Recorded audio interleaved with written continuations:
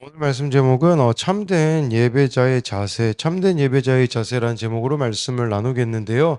오늘 말씀에는요, 이제 두 사람에 대한 비교가 일어납니다. 그 서기관과 두 렙돈을 들인 이 과부에 대한 비교가 오늘 말씀에 보면 나와 있거든요. 그랬을 때 정말 사람들이 보기에는 서기관들이 그렇게 화려하잖아요. 그러니까 그들이 참된 예배자라고 생각을 했지만, 네, 주님의 평가는 다르다라는 것입니다. 그래서 우리가 정말 어떤 예배자로 살아가는 것이 참된 예배자인가를 오늘 말씀을 통해서 같이 볼 텐데요. 첫 번째로는요, 참된 예배자는 헛된 기대와 이중적인 삶을 버립니다. 41절인데요. 예수께서 그들에게 이르시되 사람들이 어찌하여 그리스도를 다윗의 자손이라 하느냐.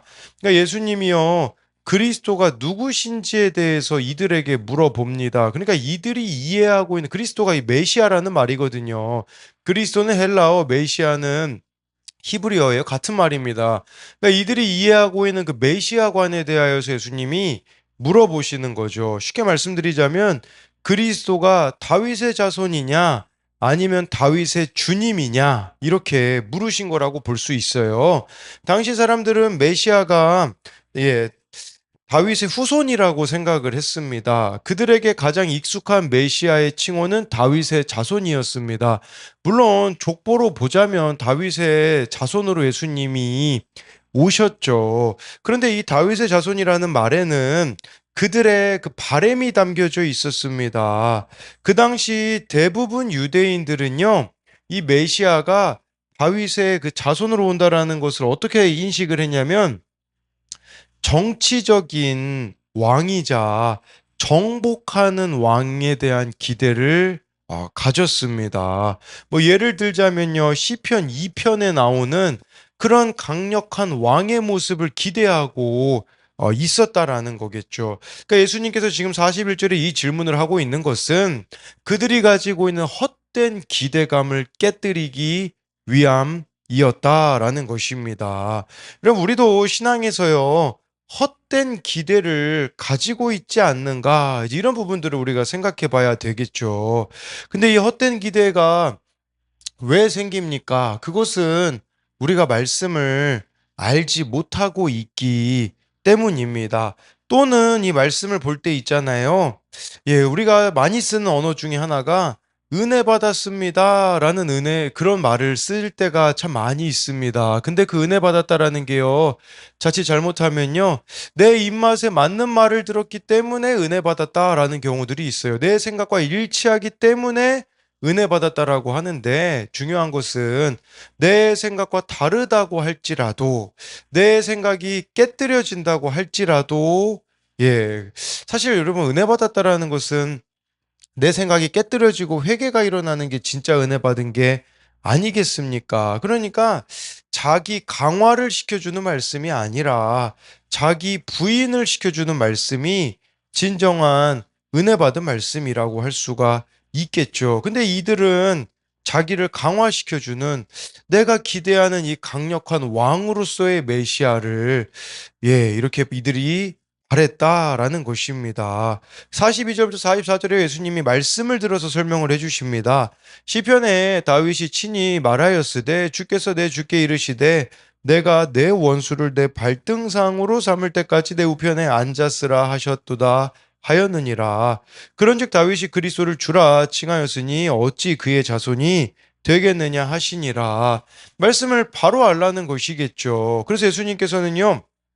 시편 110편 1절 말씀을 인용하셨습니다. 예, 그래서 주께서 내 주께 이르시되 여기서 내라는 말은 지금 다윗이잖아요. 주께서 이 42절에 앞에 나온 주께서는 하나님을 말하거든요. 그리고 내 주께 여기서 말하는 내 주께는 그리스도를 말하는 것입니다. 그러니까 다윗이 그리스도를 내 주라고 이렇게 고백을 하고 있는 걸 보면 다윗의 자손으로 오신 게 다윗의 자손이라는 그 표현이 맞지 않다라는 것입니다. 그러니까 메시아가 또 여기 보니까요. 43절에 보니까 내 원수를 발등상으로 삼을 때까지 내 우편에 앉았으라. 예수님이 메시아가 하나님 우편에 앉으실 것을 말씀해 주고 있어요.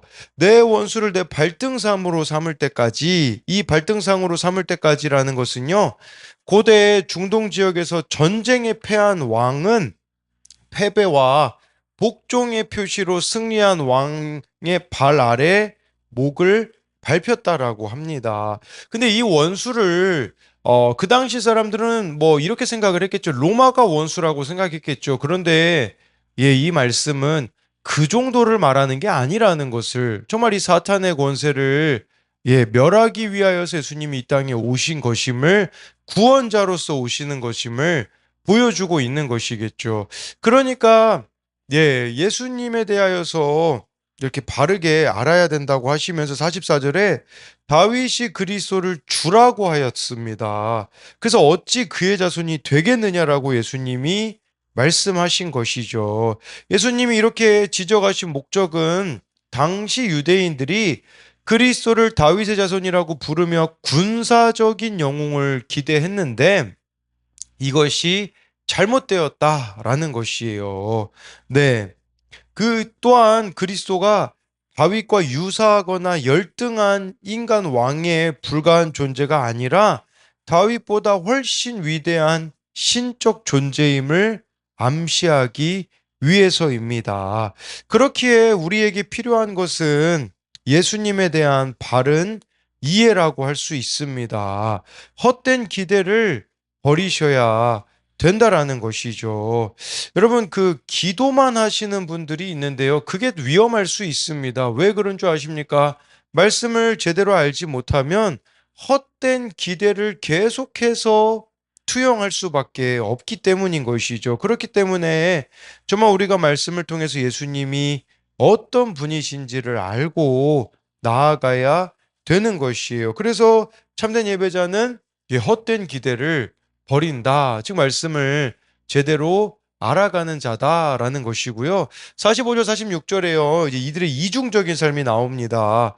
모든 백성이 들을 때에 예수께서 그 제자들에게 이르시되 긴 옷을 입고 다니는 것을 원하며 시장에서 문안받는 것과 회당의 높은 자리와 잔치의 윗자리를 좋아하는 서기관들을 삼가라. 예수님이요 서기관의 이중적인 모습을 말씀하십니다. 서기관이라는 그 직함이 암시하듯이 이 서기관은요 백성을 하나님의 진리로 인도하는 사람들이거든요. 그러면 어때야겠습니까? 누구보다도 정직해야 되었습니다. 그런데요, 이들은 그 자기 직위로 인한 특혜를 더 사랑했습니다. 그렇기에요, 긴 옷을 입고 다니는 것을 원했습니다. 긴 옷을 입으면요, 이목을 끌게 되거든요. 그러면 사람들이 와가지고 자기에게 인사를 하거든요. 46절에 나오잖아요. 시장에서 문안받는다라는 것은 이렇게 긴 옷 입고 가면 사람들이 나를 인정해주고 예, 그렇기 때문에 그것을 즐겨하였다라는 거죠. 이것은 지금 이 시대에도요, 교회 안에서 일어나는 일 중에 하나일 수 있습니다. 그것은 내가 주목받는 거죠. 그리고 내가 사람들에게 인정받는데 혈안이 된 사람들이 있습니다. 진짜 중요한 것은요, 사람들에게 어떤 인정과 평가를 받는 것이 아니라 하나님 앞에서 어떤 평가를 받느냐가 더 중요하였다라는 거죠. 이들은요, 이렇게 긴 옷을 입고 시장에서 문안받고 회당의 높은 자리에 앉아서 백성 위에 군림하느라 그리스도를 외면했다라는 거죠. 이처럼 위선과 허세는 영적인 시력을 낮출 뿐입니다. 진정한 신앙은요, 내가 드러나는 게 아니라 예수님이 드러나는 것이 진정한 신앙입니다. 저는 이 46절 보면서 좀 찔리더라고요. 뭐가 찔리냐? 제가 어제 그 기독교사 모임에 들어갔는데 당연히 선생님들이기 때문에요. 점심시간에 바쁘십니다. 예, 그래서 1시에 들어갔는데 선생님들이 예, 조금 늦게 오시고 이게 조금 시간이 지연되니까 제 생각에는 그런 생각이 처음에는 들죠. 어, 이렇게 '나도 바쁜 사람인데 왜 나를 무시하지?'라는 생각이 들었었거든요. 그게 저에겐 잘못된 부분이더라고요. 왜냐하면요. 어제 그 나눔 중에 어느 선생님이 정말 지금 자신이 겪고 있는 힘듦을 이야기해 주셨는데 그냥 저도 그런 생각이 드는 거죠. '나는 이 한 영혼을 위하여선 갈 수 없는 것인가? 왜 나는 자꾸 많은 사람들이 나의 설교를 들어주기를 원하며' 사실 몇 분 선생님들은 이미 와 계셨거든요. 그럼 그분들하고 대화를 나눠야 되는데 대화 나누기보다 설교를 어떻게 할까를 고민하고 있는, 그래서 선생님들과 대화를 나누지 않는 그런 저의 모습을 보게 되는 거죠. 우리 또한 주님을 위한다고 하면서 사실 사람들의 인정을 위해서 하고 있는 것들이 있지 않는가를 보자라는 거죠. 이들에게 가장 문제가 되는 것은 또 47절입니다. 그들은 과부의 가산을 삼키며 외식으로 길게 기도하니 그들이 더 엄중한 심판을 받으리라 하시니라. 경건해 보이려고 하는 거예요. 그래서 일부러 길게 기도하는 거예요. 외식으로. 예, 이 사람들이요. 왜 이렇게 외식으로 길게 기도했을까요? 경건해 보이면요. 그들이 그 경건해 보임을 통하여서 얻을 수 있는 유익이 있었거든요. 여러분, 경건해 보이면 어떻죠? 사람이 신뢰할 만하잖아요. 그러니까요. 그 당시에 그런 일이 있었다고 하더라고요. 뭐냐면 이 서기관들이요. 과부의 그 재산을 이렇게 맡아주는 경우도 있었다고 합니다. 그러니까 우리로 말하자면 오늘날의 그런 국선 변호사처럼요. 과부들의 가산을 관리하기 위해 서기관들이 고용되기도 했던 거예요. 그래서 그 재산을요, 이들이 또 삼키기도 했었던 것이거든요. 그러니까 경건해 보이서 누군가에게 신뢰를 준 다음에 그 과부의 가산을 자기가 삼켜버리는 이런 짓을 저질렀다라는 거죠. 이 서기관들이요, 백성을 가르치거나 돕는 일에는 급여를 전혀 받지 않았거든요. 그렇기 때문에 경건한 유대의 신앙인들의 호의에 의존해서 생활을 했는데, 랍비들은요, 이스라엘 백성에게 서기관을 돕는 게 매우 경건한 행동이라고 가르쳤어요. 심지어 자신들은 부모보다 더 위에 있는 계층이기 때문에 부모를 돕는 일보다 랍비를 돕는 일이 먼저라고 세뇌를 했거든요. 그런데 그게 변질돼 가지고요. 나중에는 돈이 목적이 되어서 사람들에게 경건하게 보여짐으로써 이 뒷돈을 받는 그런 짓을 저질렀었다라는 거죠. 여러분, 이것이 뭐 이 당시에만 있었던 일이겠습니까? 뭐 제가 들은 바로는 그런 일도 있습니다. 뭐냐면 목회자가요, 신방 가는 걸 좋아하는 거예요. 근데 왜 신방 가는 걸 좋아하냐? 신방 가면요, 목사님 쓰시라고 돈을 주는 성도가 있거든요. 그런 집만 신방을 가는 거죠. 예, 원래 신방의 목적이 뭡니까?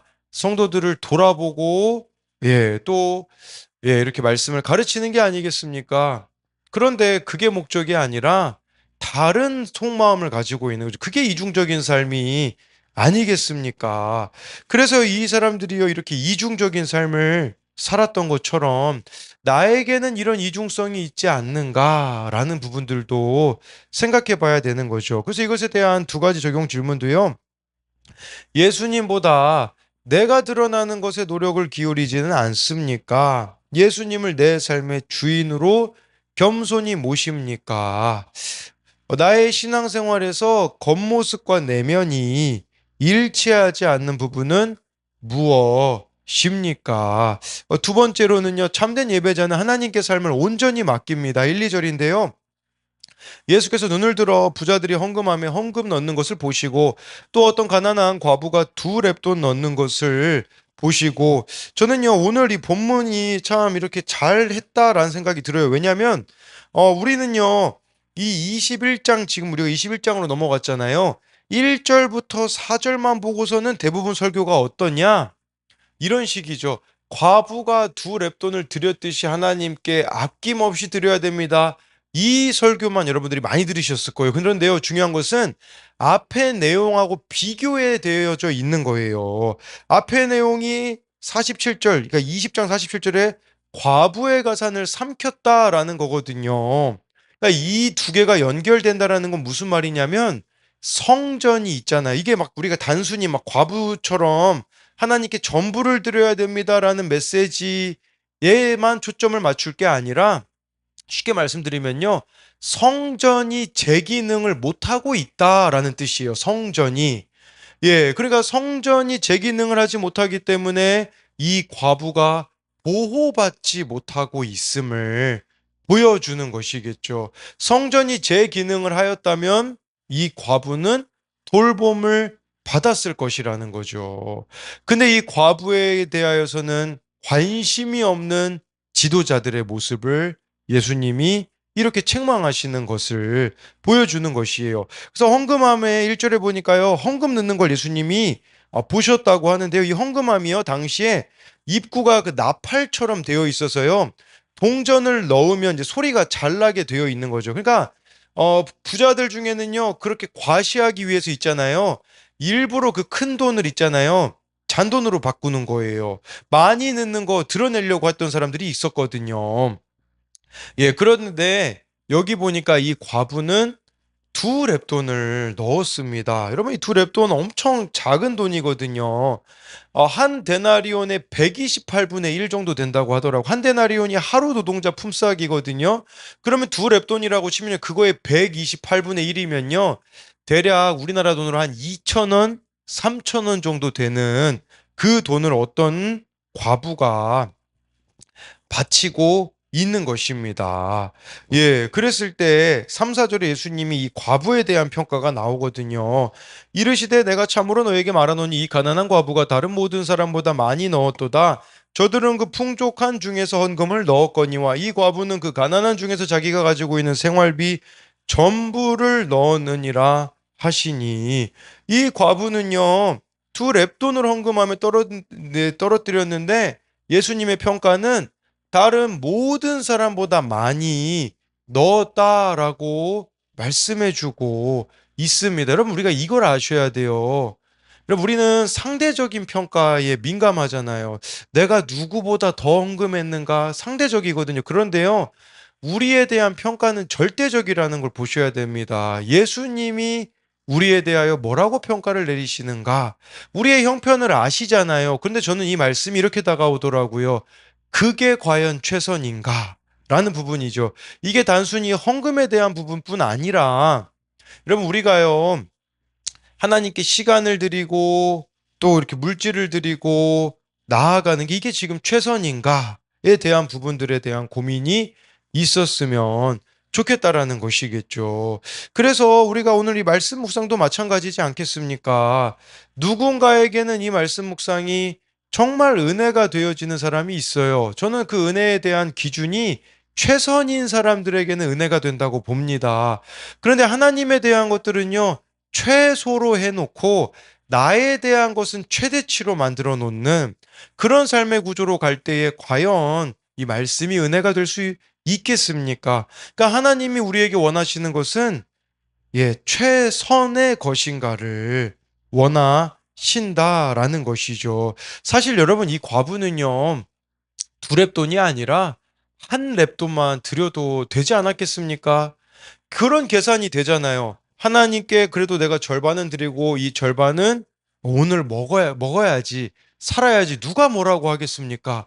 근데 이 과부가요, 다 드렸다라는 것은 뭘 말해주겠습니까?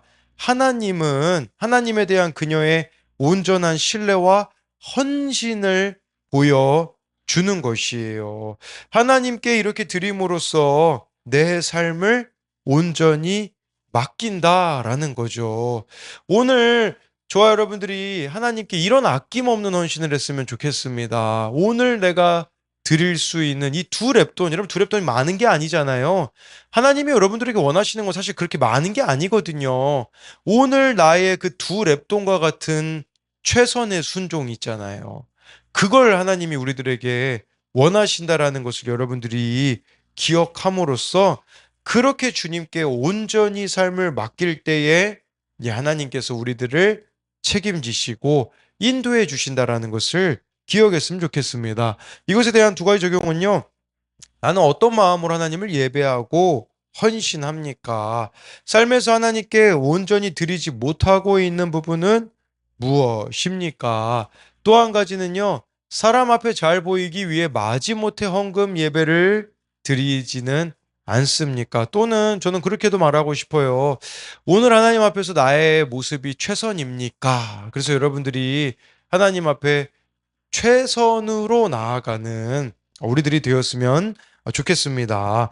기도하겠습니다. 살아계신 하나님, 오늘 말씀에 사람들은 예수님을 다윗의 자손으로 원했습니다. 다윗의 자손으로 정말 강력한 힘을 가지고 로마의 압제로부터 정말 왕이 되시는, 그러니까 예수님이 왕이 되신다라는 것은 그들이 각자가 다 원했던 자리들이 있고 원했던 기대들이 있습니다. 그런 헛된 기대들을 예수님이 버리라고 말씀을 통해 말씀하시는데, 정말 날마다 말씀을 통해 나의 헛된 기대를, 나의 야망을 버리는 역사가 일어나게 하여 주옵소서.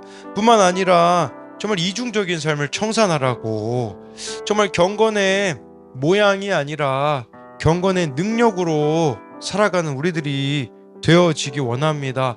또한 오늘 말씀에 과부가 자기가 가지고 있는 2렙돈을 드립니다.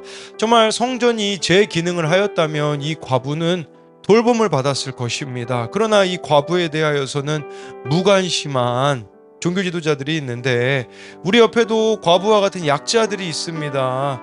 예수님을 모르는 자들이 약자가 아니겠습니까? 정말 우리 한 사람 한 사람이 그런 자들을 돌아볼 수 있는 주님의 마음을 주옵시고, 이 과부가 한 렙돈만 드려도 됐지만 하나님께 최선으로 나아가는 이 모습이 우리들에게 있기 원합니다.